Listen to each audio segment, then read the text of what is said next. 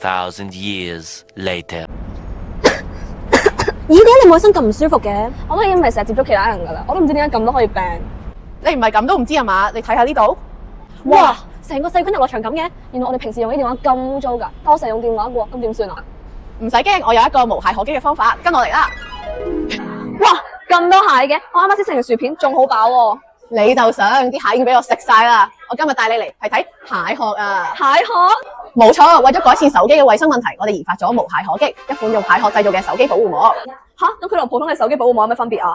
無懈可擊唔單止有自動消毒，仲有防藍光同埋保護手機屏幕等作用。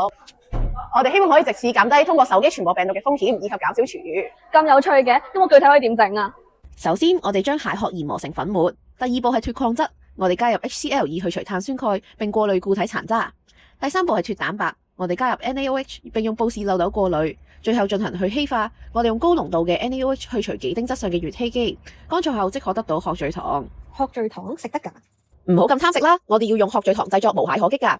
我哋將殼聚糖粉末加入乙酸中，喺60度下用磁力攪拌器攪拌，待所有固體溶解後，將溶液倒入冇嘅中晾乾，即可形成薄膜。溶液蒸發會增加殼聚糖嘅濃度，迫使聚合物鏈彼此靠近，相互作用。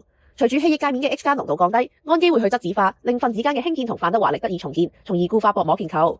咁呢啲又係咩嚟㗎？呢啲係咪就係納米銀啊？將硼氫化鈉加入蒸餾水中，配製成0.0127摩爾濃度嘅硼氫化鈉儲備液，再將其稀釋，加入燒杯，緩慢咁樣加熱溶液並持續攪拌，以大約每秒1滴嘅速度，將硝酸銀溶液滴入燒杯入面。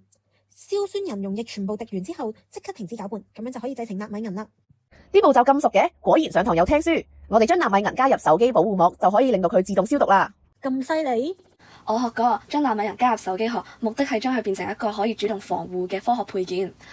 納米銀會持續釋放銀離子，破壞細菌嘅細胞結構，等個殼本身就擁有自動消毒嘅功能，唔需要靠紫外光或者酒精，自己就可以殺菌，抗菌率達到99%以上。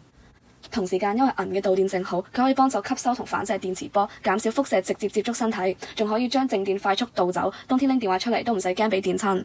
所以呢塊膜可以自動消毒，仲兼顧埋防輻射同防靜電。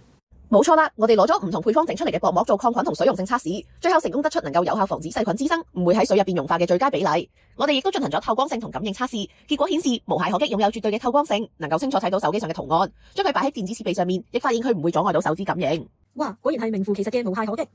咁我而家可以放心一路玩電話一路食薯片啦。但係你都要洗手㗎。吓？點解啊？因為保護膜保護你，但係你都要保護翻塊保護膜㗎。你保護電話，電話保護你。